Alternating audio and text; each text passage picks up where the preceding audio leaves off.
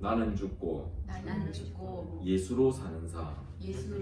네, 과연 이러한 삶은 어떤 삶일까?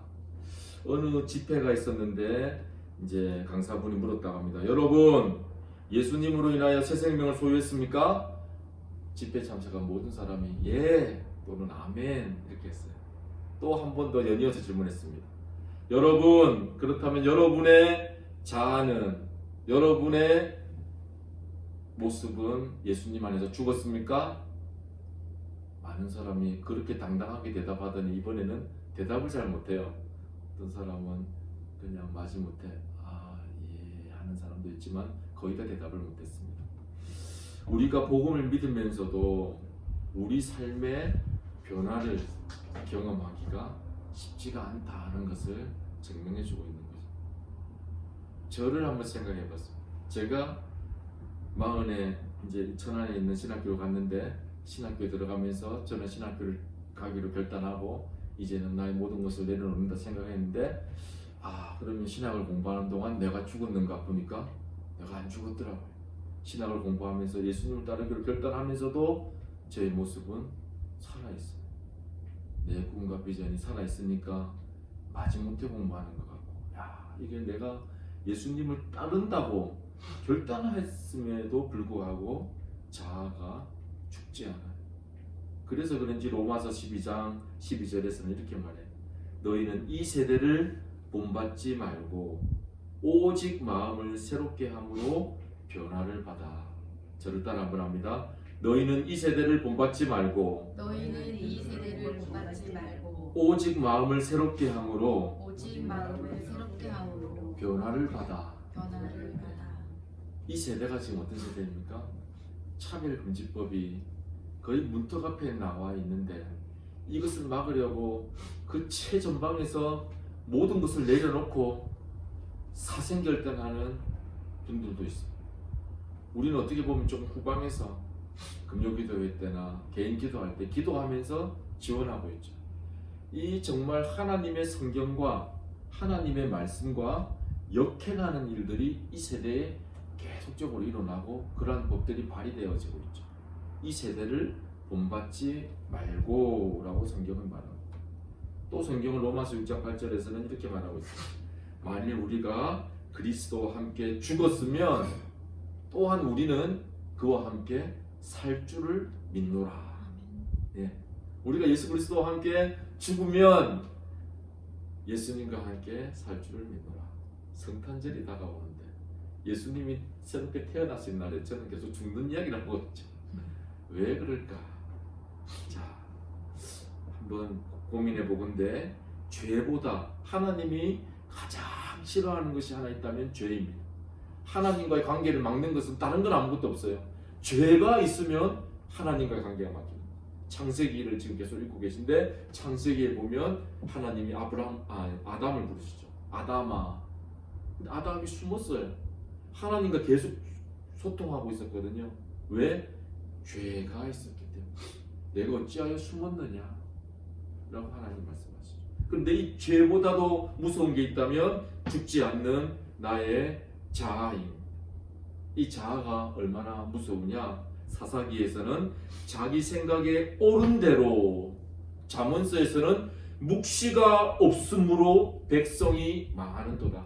일맥상통한 말인데 이 말은 무슨 말이냐 하면 내 생각대로, 내 고집대로, 내 아집대로 행하기에 하나님의 말씀은 뒤로 좀 제쳐두고 우스갯소리를 그렇게 하죠.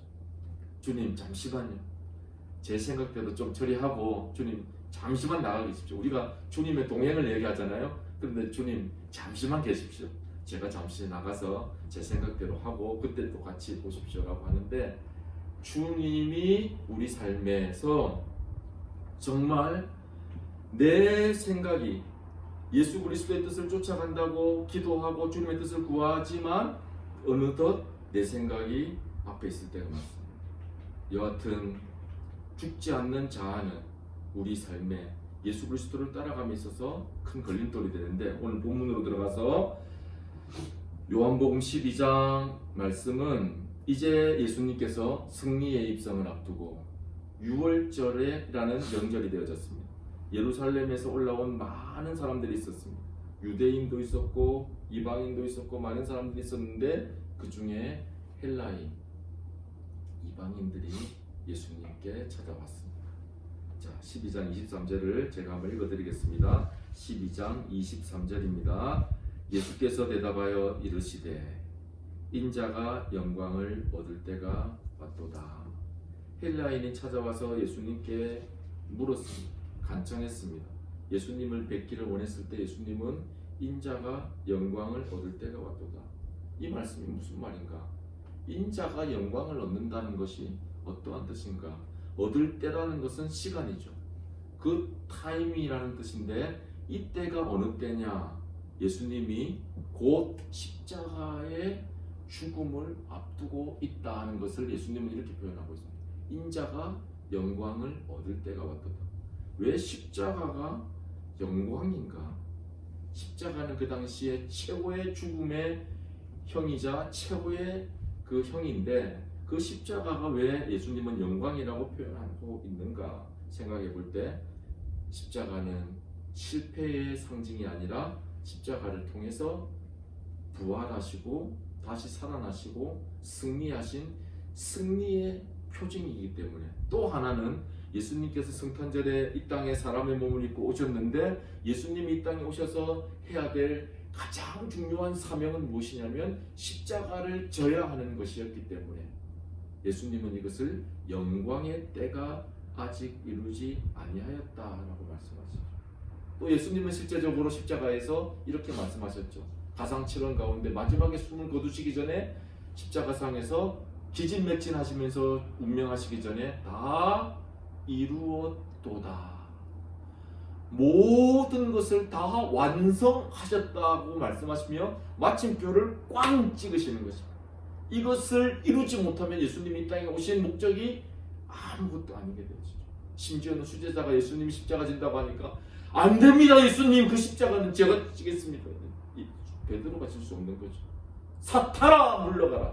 수제자 베드로에게 하나님의 사명에 대해서 걸림돌이 되는 자에게는 가감없이 말씀하시면서 예수님은 예수님의 그 사명을 감당했습니다. 그때 빌립보서 2장 9절에서는 말해요. 십자가를 지신 예수님의 이름을 뛰어난 이름, 만유의 주가 되시고 만왕의 왕이 되시고 주의 주, 왕의 왕, 로드 오브 더 로드, 킹 오브 더 킹, 만왕의 왕이 되시죠. 계시록에서는 모든 만왕의 왕이 되셔서 하늘 보좌 위에 앉으셔서 만물을 통치하시고 다스리시고 심판하시는 분이 예수 그리스도라고 말씀하시죠. 성탄절에는 이 깊은 뜻이 있는 것입니다. 크리스마스는 단지 공휴일로서 우리가 즐거움에 있는 것이 아니라 만왕의 왕이신 예수 그리스도가 이 땅에 오셔서 모든 것을 다 이루시기 위해서 오신 것이 바로 성탄이죠. 그런데 오늘 성경에서는 또 하나의 메시지를 말씀하십니다. 예수님께서 두 번째로 우리에게 주시는 메시지는 뭘까? 12장 24절은 같이 한번 읽겠습니다. 내가 시작. 내가 진실로 진실로 너희에게 이르노니 한 알의 밀이 땅에 떨어져 죽지 아니하면 한 알 그대로 있고 죽으면 많은 열매를 맺느니라. 예, 오늘 성경은 예수님은 자신의 뜻을 말씀하실 때 때로는 비유적으로 때로는 은유적으로 말씀하시죠. 오늘은 한 알의 밀을 예를 들어서 한 알의 밀이 땅에 떨어져서 그대로 있으면 아무런 열매도 맺지 않는데 이것이 땅 속에 깊이 들어가서 이렇게 다 없어지면 그것을 통해서 많은 열매를 맺는다라고 말씀하시죠. 이것은 우리의 삶에도 동일하게 적용되고 성경 속에도 적용됩니다. 지금 우리가 창세기를 읽고 있는데 아브라함에게 적용시키면 이 말은 뭘까? 아브라함에게 적용시킨다고 하면 아브라함이 75세가 됐을 때 하나님이 말씀하시죠. 너는 너의 본토 친척 아비 집을 떠나 내가 내게 지시할 땅으로 가라. 지시한 땅도 아닙니다. 이미 가르쳐 주신 땅도 아니고 지시할 땅, 성경은 나오고 있죠. 이후에 가나안이라는 곳으로 가라고 말씀하실 때 아브라함은 주저하지 아니하고 이의 말씀을 따라 가나안으로 말씀을 쫓아갔고라고 말하고 있습니다. 이것은 하늘의 밀이 땅에 떨어져 죽는 것입니다. 또 이후에 아브라함이 100세가 되었을 때 약속대로 하나님은 이삭을 주실 때, 이삭이 장성하였을 때 아브라함아 아브라함아 이 아들을 제물로 바쳐라 할 때 아브라함은 주저하지 아니하고 모리아산에 가서 자신의 가장 귀한 독생자 이삭을 하나님 앞에 드리려고 할 때 하나님의 음성이 들립니다. 아브라함아 아브라함아. 하나님께서 아브라함을 향하여 이제야 내가 나를 경외하는 줄 알겠고, 하나님이 아브라함을 향한 믿음의 인정은 아브라함의 독자 이삭을 드리는 것을 보시고 아브라함을 인정하셨습니다. 이것은 아브라함이 땅에 떨어져 죽는 것입니다. 자기가 죽는 것입니다. 여기서 우리는 발견하게 됩니다. 자기가 죽는 것은 내 생각과 나의 가장 귀한 것이 있다 할지라도 하나님의 음성이 들릴 때에 그 말씀을 쫓아서 따라가는 것입니다. 신약 성경에는 베드로라는 사람입니다. 이 사람은 바닷가에서 자랐고 출신이 어부이기 때문에 바다의 생리를 너무나도 잘 알고 있습니다. 하나님의 음성이 들립니다. 깊은 데로 가서 그물을 던져라. 그 시간에는 깊은 곳에는 물고기가 없다는 것을 베드로는 너무나도 잘 알고 있었는데 하나님의 말씀에 순종하여 깊은 곳으로 가서 그물을 내릴 때 베드로가 고백합니다. 내가 말씀에 의지하여 그물을 내리이다. 이 속에는 베드로의 깊은 마음이 담겨있습니다. 베드로는 알고 있습니다. 여기는 없는데 안 될 건데 하나님의 말씀이 들리니까 내가 말씀에 의지하여 그물을 내리이다. 이것은 베드로가 땅에 떨어져 죽는 것입니다. 그때에 그물이 찢어질 정도로의 역사가 일어난 것입니다. 우리는 때로는 나의 상식과 나의 이성을 뛰어넘어 주님께서 우리에게 말씀하실 때가 있습니다. 그럴 때는 우리의 생각을 내려놓아야 됩니다. 내가 죽어야 되는 것입니다. 내가 죽으면 영원히 죽을 것 같지만 죽지 않습니다. 나는 죽고 예수로 살아나는 삶, 예수님이 우리를 반드시 살리십니다. 저를 따라 한번 합니다. 나는 죽고 예수로 사는 삶. 이것은 불행이 아니라 행복입니다. 갈라디아서 2장 10절은 말합니다. 내가 그리스도와 함께 십자가에 죽었나니 그런즉 이제는 내가 산 것이 아니요. 예수님께서는 자신의 죽음을 통해서 가져올 결과를 아시고 미랄의 비율로 오늘 말씀하고 있는 것입니다. 여기서 열매라는 것은, 이 카르포스라는 것은 일반적인 열매가 아니라 큰 결실을 말하고 있는 것입니다. 참으로 너희가 나를 따라 죽으면 내 안에서 큰 결실을 너희가 얻게 될 것이다. 이것을 예수님은 영광이라고 말씀하시죠. 그러면 우리는 여기서 예수님의 죽으심에 관해서 조금 더 구체적으로 살펴보아야 되는데, 제가 오늘 본문은 아니지만 11장 52절을 한번 읽어드립니다. 앞에 장입니다. 11장 52절. 또 그 민족만 위할 뿐 아니라 흩어진 하나님의 자녀를 모아 하나가 되게 하기 위하여 죽으실 것을 미리 말함이러라. 하나가 되게 하기 위하여. 예수님은 십자가에서 죽으신 것은 하나님의 백성들이 하나가 되게 하기 위하여, 하나님의 나라를 세우시기 위하여, 하나님의 백성. 여기서 우리는 기억해야 될 게, 예수님의 죽으심이 모든 사람을 위한 것은 아닙니다. 오늘 성경에 나온 대로 하나님을 믿는 하나님의 백성들을 위하여 하나님께서 예수 그리스도, 독생자 예수 그리스도를 주시고 그분이 죽으셨습니다. 온 세계에 흩어진 하나님의 백성들, 하나님의 자녀들을 모으기 위해서. 마태복음 5장 13절 16절에서는 이렇게 말하고 있습니다. 또 5장 16절에서는 너희는 세상의 소금이요 세상의 빛이라. 너희의 착한 행실을 보고, 절단 한번 합니다. 너희의 착한 행실을 보고 하나님께 영광을 돌리라.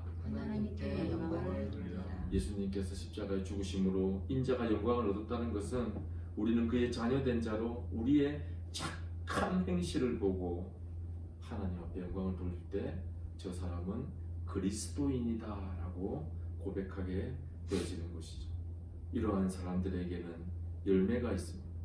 제가 말씀드린 대로 예수님의 십자가는 고난의 십자가이긴 하지만 실패의 십자가가 아니라, 절망의 십자가가 아니라 이기신 승리의 십자가가 됩니다. 갈라디아서 2장 20절은 고백합니다. 내가 그리스도와 함께 십자가에 못 박혔나니 그런즉 이제는 내가 산 것이 아니요 내 속에 그리스도께서 사신 것이라.